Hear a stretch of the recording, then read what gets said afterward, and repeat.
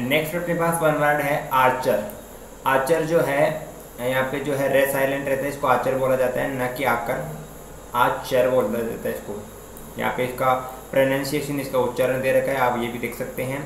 हमने सारी फैसिलिटीज इसमें अवेलेबल कराई है। देखिए क्या होता है कि उच्चारण जब आप किसी स्पेलिंग का सुनते हैं तो वो लॉन्ग टाइम के लिए याद रहती है। अदरवाइज जो है डायरेक्टली आपको नहीं पता कि कौन सा जो है इसमें लेटर साइलेंट है।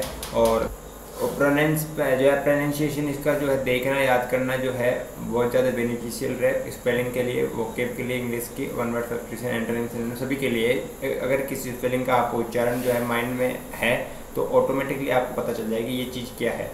इसका इंग्लिश मीनिंग देखिए तो ए पर्सन हु शूट्स, एक व्यक्ति जो निशाना लगाता है या फिर गोली मारता है, विद बो एंड एरोज, मतलब जो कमान और तीर के साथ या तीर कमान के साथ जो निशाना लगाता है, तीर कमान से निशाना जो व्यक्ति लगाता है या फिर गोली जो है निशाना साधता है तीर कमान से, तो वो क्या होता है आर्चर। इन द सेंस इसको हिंदी में कहा जाता है तीरंदाज। इसी आर्चर को हिंदी में तीरंदाज कहा जाता है। जो तीरंदाजी करते हैं उन्हीं को आर्चर बोला जाता है। वो क्या करते हैं, तीर कमान के साथ क्या करते हैं, निशाना लगाते हैं, निशाना साधते हैं। नेक्स्ट हम मूव ऑन करेंगे। देखिए नेक्स्ट अपने पास वर्ड है, नेक्स्ट वर्ड है आर्किटेक्ट। आर्किटेक्ट जो होता है ये इसका इंग्लिश मीनिंग है अ पर्सन हु डिजाइंस, एक व्यक्ति जो है डिजाइन करता है, रूप जो है उसको संवारता है या फिर उसकी रूपरेखा तैयार करता है, बिल्डिंग्स भवनों की, and also supervise there construction. एक व्यक्ति जो है भवनों की डिजाइन करता है, भवनों को डिजाइन करता है और उनके निर्माण को क्या करता है, उनका निर्देशन करता है, सुपरवाइज करता है उनके कंस्ट्रक्शन को, भवनों के कंस्ट्रक्शन को, निर्माण को सुपरवाइज करने वाला, और भवनों की बिल्डिंग्स मतलब भवनों की जो है डिजाइन करने वाला व्यक्ति क्या होता है आर्किटेक्ट। आर्किटेक्ट क्या होता है, भवनों या बिल्डिंगों के या बिल्डिंग्स इन द सेंस भवनों के निर्माण को या उनकी डिजाइन को जो है सुपरवाइज करने वाला या उनको डिजाइन करने वाला व्यक्ति होता है आर्किटेक्ट। इसको हिंदी में कहा जाता है शिल्पकार।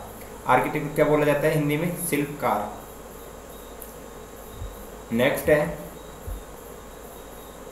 अपने पास वर्ड है एस्थेटिक्स। एस्थेटिक्स जो है ये इसका इंग्लिश मीनिंग होगा the study of the nature of beauty, मतलब जो है सुंदरता की प्रकृति का अध्ययन क्या होता है एस्थेटिक्स। मतलब हिंदी में इसको जो है देखिए तो सौंदर्य शास्त्र इसका मीनिंग होगा। सौंदर्य शास्त्र मतलब सुंदरता का अध्ययन क्या होता है एस्थेटिक्स, मतलब the study of the nature of beauty, मतलब सुंदरता की प्रकृति का जो है अध्ययन क्या होता है एस्थेटिक्स। नेक्स्ट अपने पास मूव ऑन करेंगे। नेक्स्ट अपने पास जो है एब्रोगेट। नेक्स्ट अपने पास जो है वर्ड है एब्रोगेट। इसका इंग्लिश मीनिंग होता है to do away with a rule. To do away with a rule. देखिए डू अवे विद का जो मीनिंग होता है ये होता है कि जो है अंत करना किसी चीज़ का, या फिर किसी चीज़ को समाप्त करना, हटाना या फिर मारना या फिर निरस्त करना। तो यहाँ पे इंग्लिश मीनिंग होगा to away with a rule, किसी नियम को समाप्त करना, निरस्त करना या फिर उसको हटाना जो है किसी उन्मूलन करना, जड़ से उसको उठा फेंकना। तो ये सारी चीज़ें क्या होती है एब्रोगेट। एब्रोगेट का हिंदी में अर्थ होगा निरस्त करना। क्या होगा निरस्त करना, किसी रूल को, किसी नियम कानून कायदे को हटाना। नेक्स्ट अपने पास वर्ड है आर्सेनल। नेक्स्ट अपने पास वर्ड है नेक्स्ट वर्ड है आर्सेनल। देखिए आर्सेनल का जो इंग्लिश मीनिंग होगा public building where weapons are made and stored. देखिए जो सार्वजनिक भवन एक होता है जहाँ पर हथियार जो है बनाए जाते हैं और रखा जाता है। हथियारों को जहाँ पे बनाया जाता है, जिस बिल्डिंग में जो सार्वजनिक बिल्डिंग होती है और वहाँ पे जो है उसको स्टोर करके रखा जाता है, तो उस जगह को बोलते हैं क्या, उस बिल्डिंग को, पब्लिक बिल्डिंग को क्या बोलते हैं आर्सेनल, मतलब शस्त्रागार। शस्त्रागार उसको, उस भवन को बोला जाता है जो सार्वजनिक भवन होता है जहाँ पे हथियार बनाए और रखे जाते हैं। इन द सेंस कि अस्त्र को जो है शस्त्रों को भंडारित करके रखा जाता है। नेक्स्ट मूव ऑन करेंगे। नेक्स्ट अपना जो है वर्ड है एंटीक्वेटेड। एंटीक्वेटेड जो है इसका इंग्लिश मीनिंग है अ पर्सन बिहाइंड टाइम, मतलब समय के पीछे चलने वाले व्यक्ति। समय के पीछे चलने वाला व्यक्ति। इसका हिंदी में अर्थ होगा पुराना व्यक्ति, पुराने ढर्रे का आदमी या फिर समय के पीछे चलने वाला, समय के साथ नहीं चलने वाला व्यक्ति जो होता है एंटीक्वेटेड होता है। नेक्स्ट हम बात करेंगे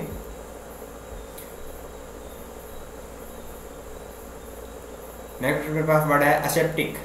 असेप्टिक का इंग्लिश मीनिंग होगा leading a life of self discipline. Leading a life of self discipline जो है इसका इंग्लिश मीनिंग होगा असेप्टिक का। इसका हिंदी में अर्थ होगा आत्म संयम। क्या होगा इसका हिंदी में अर्थ? आत्म संयम, मतलब खुद को संयम करना ही जो क्या होता है, और फिर संयमता पूर्ण डिसिप्लिन, सेल्फ डिसिप्लिन का जो जिंदगी जीता है या फिर उस सेल्फ डिसिप्लिन वाली लाइफ को लीड करता है तो वो होता है असेप्टिक, आत्म संयम। सेल्फ डिसिप्लिन के साथ जीना क्या होता है? Aseptic, leading life of self discipline, आत्म संयम। नेक्स्ट हम मूव ऑन करेंगे अपने पास। नेक्स्ट वर्ड है अडल्टरी। अडल्टरी जो वर्ड है इसका इंग्लिश मीनिंग होगा woman who has extra marital relationship.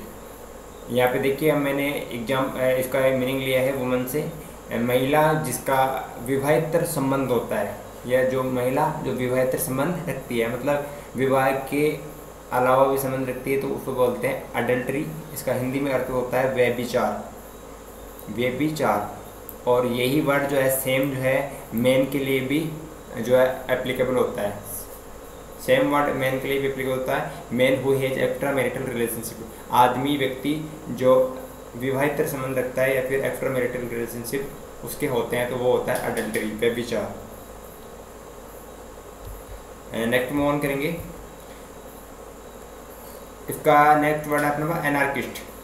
Anarchist जो है इसका इंग्लिश मीनिंग होगा one who plans to destroy all governments. एक व्यक्ति जो सभी सरकारों को बर्बाद करने या नष्ट करने का प्लान बनाता है, या फिर उसकी योजना होती है सभी गवर्नमेंट को समाप्त करने की, तो वो होता है अनार्किस्ट। इसका हिंदी में अर्थ होगा अराजकतावादी, अराजकतावादी। मतलब नहीं, राज मतलब शासन, कतावादी मतलब ये बिना शासन के जो है सरकार, बिना शासन की सरकार जो चाहता है या फिर सभी सरकारों को समाप्त करना चाहता है, बर्बाद करना चाहता है, या फिर उसका प्लान बनाता है, या फिर किसी भी गवर्नमेंट के पक्ष में नहीं होता, वो बिना सरकार, बिना शासन वाली सरकार या बिना शासन वाली जो है सिस्टम पर क्या करता है, वो बिलीव करता है, तो ऐसा होता है। ऐसे व्यक्ति को बोलते हैं एनार्किस्ट, मतलब अराजकतावादी। वो राज का उसको जो है राज करने पर विश्वास नहीं है कि कोई गवर्नमेंट शासन नहीं करे। नेक्स्ट मूव ऑन करेंगे। नेक्स्ट वर्ड है अपना अवियरी।